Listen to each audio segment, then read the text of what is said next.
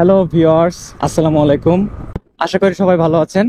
তো এই ভিডিওতে আমি আপনাদের কিছু গুরুত্বপূর্ণ বিষয় বলবো, যেগুলো হাইওয়েতে বাইক রাইডের ক্ষেত্রে অবশ্যই আপনাকে খেয়াল রাখতে হবে। তো কথা না বাড়িয়ে আমি শুরু করি। তো প্রথম যে বিষয়টা বলবো সেটা হচ্ছে যে হাইওয়েতে বাইক রাইডের ক্ষেত্রে আপনাকে অবশ্যই লুকিং গ্লাস ব্যবহার করতে হবে। এই যে লুকিং গ্লাস দুই পাশেরটাই কিন্তু সুন্দরভাবে এবং সেট করে নিতে হবে, যাতে দুই পাশের রাস্তাটাই দেখা যায়, মানে দুই পাশ দিয়ে রাস্তাটা দেখা যায় সুন্দরভাবে। তো অনেকেই আছে, দেখা যাচ্ছে যে আমি দেখছি যে মানে নতুন বাইক কেনার পরেই লুকিং গ্লাস খুলে ফেলে। মানে এগুলো কি বলবো, অনেকেই আছে না যে মানে পাংখু রাইডার্স যাকে আমরা বলি। তো লুকিং গ্লাসটা আসলে খুলে কি মজা পায় আমি জানি না। অনেক মানুষই আছে যারা লুকিং গ্লাস কিন্তু খুলে ফেলে। তো এটা বিশেষ করে হাইওয়েতে বাইক রাইডের ক্ষেত্রে কিন্তু লুকিং গ্লাসটা মানে খুবই প্রয়োজনীয়। লুকিং গ্লাস না থাকলে কিন্তু পেছনে ওভারটেক করার সময় পেছনে দেখতে হয়, তখন আপনি দেখতে পারবেন না লুকিং গ্লাস না থাকলে। যেমন এই যে আমার পেছনে যে লুকিং গ্লাসে যে দেখা যাচ্ছে ট্রাক আমাকে হর্ন দিচ্ছে, আমি সাইড দিয়ে দিলাম, এই যে। তো এরকম আর কি।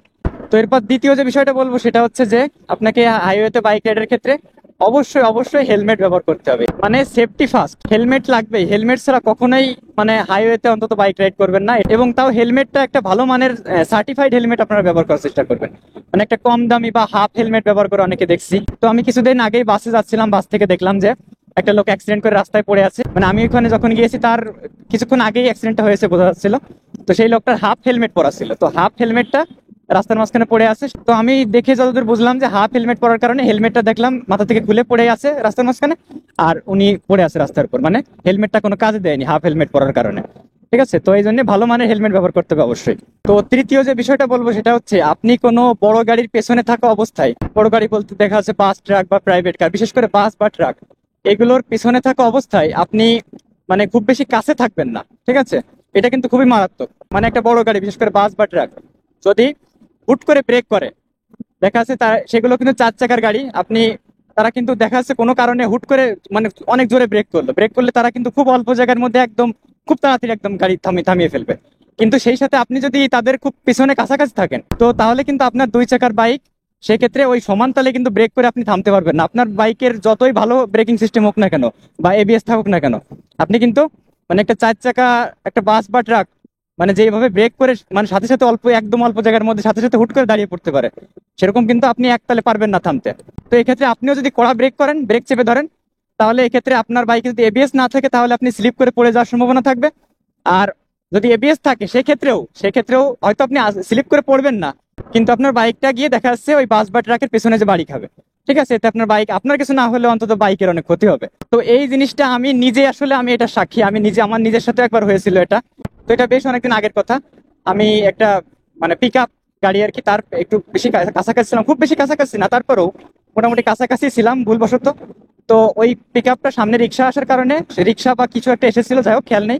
তো তার কারণে কড়া ব্রেক করার কারণে আমিও কড়া ব্রেক করছি। আমার এবিএস আছে বলে আমি পড়ি নাই, ব্রেক করছি, সামনের ব্রেক দুই ব্রেকই চেপে ধরছি। কিন্তু দেখা যাচ্ছে যে ওই মানে ওই তালে ওই গাড়িটা যত তাড়াতাড়ি থেমে গেছে, আমার গাড়িটা তত তাড়াতাড়ি থামে নাই, দুই চাকার গাড়ি। এই কারণে আমার বাইকটা গিয়ে সামনে লেগে আমার হেডলাইটটা ভেঙে গেছিল। তো এরকম আর কি। তো এই কারণে বড় গাড়ির পিছনে থাকা অবস্থায় আপনি কিন্তু খুব কাছাকাছি থাকবেন না, যথেষ্ট দূরত্ব বজায় রাখবেন বড় গাড়ির পিছনে থাকলে। তো তারপরে যে বিষয়টা বলবো সেটা হচ্ছে যে আপনি হেলমেটের অবশ্যই ভাইজর নামিয়ে চালাবেন, মানে ভাইজরটা লাগিয়ে সবসময় চালাবেন। তো এটা বলছি এই কারণে যে চোখের জন্য। তো এক্ষেত্রে দুইটা কারণ আছে। একটা হচ্ছে চোখে মানে হাইওয়েতে বিভিন্ন ধুলাবালি দেখা যাচ্ছে, বিশেষ করে ট্রাকের পিছনে থাকলে, বাসের পিছনে থাকলে অনেক ধুলাবালি আপনি খেয়াল করবেন যে আপনার গায়ে এসে লাগতেছে। তো এক্ষেত্রে চোখের মধ্যে ধুলাবালি গেলে চোখের ক্ষতি হবে, সেটা তো আছেই। আর তাছাড়া আর একটা বড় সমস্যা আছে, আপনি যদি ভাইজার না নামিয়ে চালান, এটা রিস্ক থেকে যায়। সেটা হচ্ছে যে আপনি ভাইজার না নামিয়ে চালালে, মানে ভাইজার খুলে চালালে, দেখা যাচ্ছে হঠাৎ করে কোনো ময়লা আপনার গাড়ি, দেখা যাচ্ছে অনেক গতি, হঠাৎ করে কোনো ময়লা আপনার চোখের মধ্যে এসে ঢুকে গেল, তখন আপনি দেখা যাচ্ছে বাইক ব্যালেন্স করতে পারলেন না, আপনি অ্যাক্সিডেন্ট হয়ে গেলেন। ঠিক আছে, তো এই এরকম একটা রিস্ক থেকেই যায়। তো এই জন্য চেষ্টা করবেন সবসময় মানে হেলমেটের ভাইজারটা লাগিয়ে সবসময় বাইক চালানো। তো তারপরে যে বিষয়টা বলবো সেটা হচ্ছে যে ওভারটেকিং। তো ওভারটেকিং কিন্তু আসলে খুবই সতর্ক থেকে আমাদের করতে হবে অবশ্যই। বেশিরভাগ ক্ষেত্রে কিন্তু অ্যাক্সিডেন্ট হয়ে থাকে সাধারণত এই ওভারটেকের কারণেই কিন্তু। তো ওভারটেক করাতে একটু ভুল হলেই কিন্তু অ্যাক্সিডেন্ট হয়ে যেতে পারে। ওভারটেক করার সময় অনেক সতর্ক থাকতে হবে আমাদের। তো ওভারটেক করার সময় অবশ্যই, যে আমি আগেই বলছি লুকিং গ্লাসের কথা, এই লুকিং গ্লাস তো কিন্তু ওভারটেকের ক্ষেত্রে খুবই গুরুত্বপূর্ণ। মানে ওভারটেক করার সময় আপনি অবশ্যই পিছনে আগে লুকিং গ্লাসে দেখে নেবেন পিছনে গাড়ি আছে কিনা, দুই পাশেই দেখে নেবেন। তো তারপরে আপনাকে সামনে ভালো করে দেখতে হবে যে আপনার সামনে কোনো গাড়ি আসতেছে কিনা, ওই দিক থেকে কোনো গাড়ি আসতেছে কিনা। আবার অনেকে দেখা যাচ্ছে যে মানে অল্প জায়গা আছে, মানে সে বেরোতে পারবে কিনা, মানে ওভারটেক করে ওই গাড়িটা আসার আগে বেরোতে পারবে কিনা এটুকু সে 100% শিওর না। তারপরেও দেখা যাচ্ছে যে পিক আপ মুড়িয়ে টান দিয়ে বের হয়ে গেল, যার কারণে কিন্তু অনেক সময় অ্যাক্সিডেন্ট হয়ে যায়। তো এই কারণে খুব সতর্ক থাকতে হবে। সামনে দিয়ে কোনো গাড়ি আসলে সেই গাড়িটা যথেষ্ট দূরত্বে না থাকলে কিন্তু আপনি ওভারটেক করবেন না। তো পেছনে সামনে সাইডে সব দিকে খুব ভালোভাবে দেখে সতর্ক থেকে তারপরে আপনাকে ওভারটেক করতে হবে, এবং সামনে কোনো গাড়ি আসলে সেটা কত দূরে আছে আপনি মানে 100% আপনাকে শিওর থাকতে হবে যে ওই গাড়িটা আসার আগে আমি ওভারটেক করে বেরিয়ে যেতে পারবো। তো এটা আপনার শিওর থাকতে হবে অবশ্যই। সন্দেহ থাকলে আপনি তখন ওভারটেক করবেন না, পরে ওই গাড়িটা চলে যাওয়ার পরে আপনি ওভারটেক করবেন। এভাবে ওভারটেক করার ক্ষেত্রে আপনাকে যথেষ্ট সতর্ক থাকতে হবে।